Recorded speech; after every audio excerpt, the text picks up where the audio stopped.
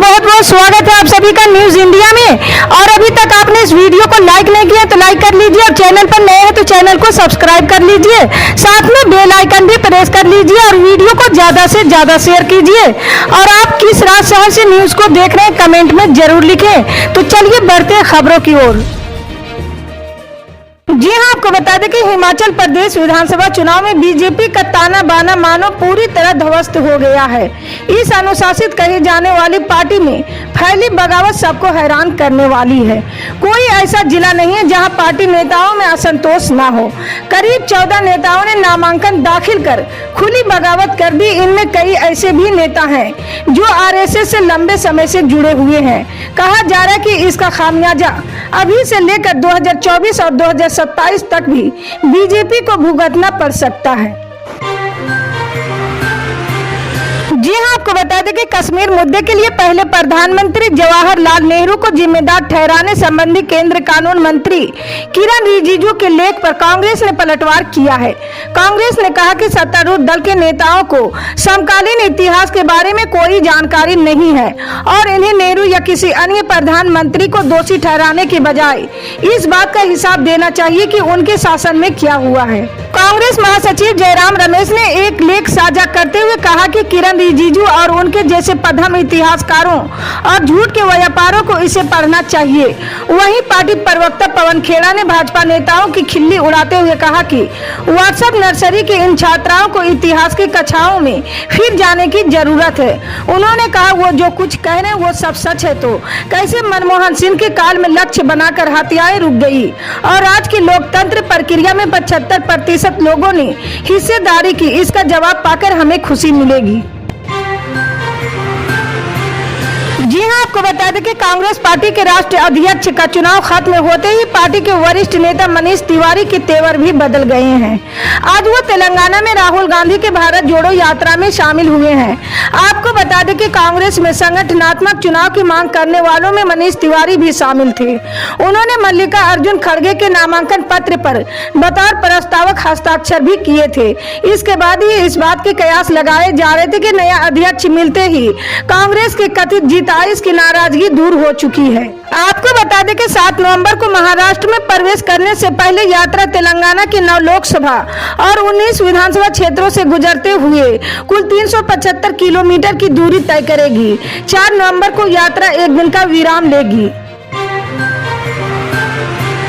जी हां, आपको बता दें कि दिल्ली के मुख्यमंत्री अरविंद केजरीवाल की पीएम नरेंद्र मोदी को लिखी चिट्ठी वायरल हो रही। इस लेटर में केजरीवाल ने लिखा है कि देश के 130 करोड़ लोग चाहते हैं कि भारतीय नोटों पर राष्ट्रपिता महात्मा गांधी के साथ गणेश और लक्ष्मी की भी तस्वीर लगे। अरविंद केजरीवाल ने शुक्रवार सुबह इस खत को अपने सोशल मीडिया पर भी शेयर किया है। अरविंद केजरीवाल की ये चिट्ठी मीडिया और सोशल मीडिया में आते ही वायरल होने लगी। इस पर लोगों की खूब प्रतिक्रियाएं आ रही है। कुछ लोग लिख रहे हैं कि केजरीवाल अपने मन की बात को 130 करोड़ भारतीयों की इच्छा बता रहे हैं। दरअसल कुछ दिन पहले केजरीवाल ने एक प्रेस कॉन्फ्रेंस में कहा था कि जब मैं दिवाली पर पूजा कर रहा था तो मेरे मन में आया कि नोटों पर लक्ष्मी गणेश की फोटो होनी चाहिए। जी हां, आपको बता दें कि दिल्ली एनसीआर में वायु प्रदूषण और बढ़ गया। एयर क्वालिटी इंडेक्स श्रेणी में दिल्ली के आनंद विहार और अक्षरधाम में सुबह से धुंध छाई रही है। वायु प्रदूषण का लेवल कम नहीं हो रहा है। दिल्ली सहित एनसीआर में शुक्रवार को भी धुंध की चादर देखी गई है। आनंद विहार में आज सुबह AQI 440 दर्ज किया गया है।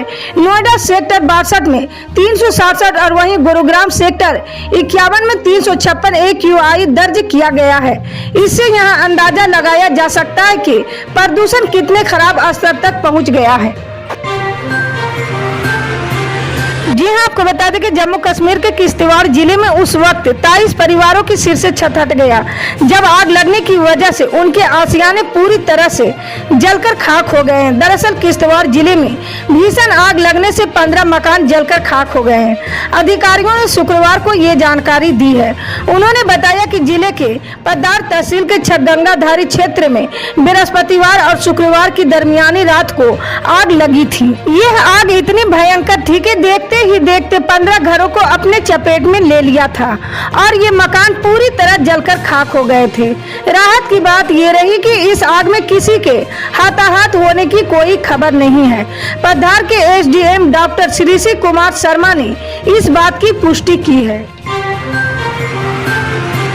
जी हाँ, आपको बता दें कि हाईवे पर अक्सर दुर्घटना होने के बाद एम्बुलेंस आने में देरी हो जाती। कई बार तो इस देरी की वजह से दुर्घटनाग्रस्त लोगों की जान पर बनाती है। लेकिन अब हाईवे पर यदि एम्बुलेंस लेट से पहुंचती है तो एम्बुलेंस तैनाती एजेंसियों पर जुर्माना लगेगा। टीओआई के अनुसार एम्बुलेंस तैनाती एजेंसियों पर गोल्डन आवर के भीतर दुर्घटना पीड़ितों को निकटतम अस्पतालों में स्थानांतरित करने के लिए सेवा प्रदान करने में विफलता के लिए जुर्माना लगाया जाएगा। गोल्डन आवर की चोट के तुरंत बाद ही अवधि है। इस दौरान अधिकतम संभावना होती है कि तत्काल चिकित्सा और सर्जिकल हस्तक्षेप पीड़ित की मृत्यु को रोक देगा। भारतीय राष्ट्रीय राजमार्ग प्राधिकरण ने बुधवार को घटना प्रबंधन और नियमों को मजबूत करने के लिए इन प्रावधानों को लागू करने का आदेश जारी किया है। जी हाँ, आपको बता दें कि महोबा जिले में ड्राइवर की सूझबूझ से एक यात्री ट्रेन बड़े हादसे का शिकार होने से बच गई है, क्योंकि रेलवे क्रॉसिंग का गेटमैन पटरियों के बीच में लाल झंडा लगाकर ड्यूटी के दौरान सो गया था। दूर से ही लोको पायलट की नजर लाल झंडे पर पड़ गई और उसने इमरजेंसी ब्रेक लगाकर ट्रेन को रोककर बड़े हादसे को टाल दिया है। इतना ही नहीं, ट्रेन के इंजन, ड्राइवर और स्टाफ ने क्रॉसिंग के पास सो रहे गेटमैन को जगाकर पटरी के दोनों ओर गेट बंद करवाए और ट्रेन झांसी के लिए रवाना हो सकी। ये पूरा मामला कैमरे में कैद हो गया। इस लापरवाही के लिए गेटमैन को निलंबित कर दिया गया है। जी हाँ, आपको बता दें कि गुलाबी ठंड पड़ने लगी। सुबह शाम अब ठंडक का एहसास होने लगा है, लेकिन डेंगू का आंकड़ा दिन प्रतिदिन बढ़ता जा रहा है। हालात ये है कि ये आंकड़ा 300 के आसपास जा पहुंचा है। मच्छर जनित बीमारियां तब तक बढ़ती रहेगी जब तक कड़कड़ाती सर्दी नहीं पड़ना शुरू होगी, क्योंकि अधिक सर्दी व गर्मी में मच्छर समाप्त हो जाते हैं और डेंगू, मलेरिया, चिकुनगुनिया जैसी बीमारियां समाप्त हो जाती है। लेकिन जब तक सर्दी पड़ना शुरू होती है तब तक मच्छर जनित बीमारियों से बचाव के उपाय करें। इसी तरह की पल पल के अपडेट जानने के लिए जुड़े रहें हमारे न्यूज इंडिया के साथ। मिलते हैं अगली बड़ी खबर में, तब तक के लिए जय हिंद।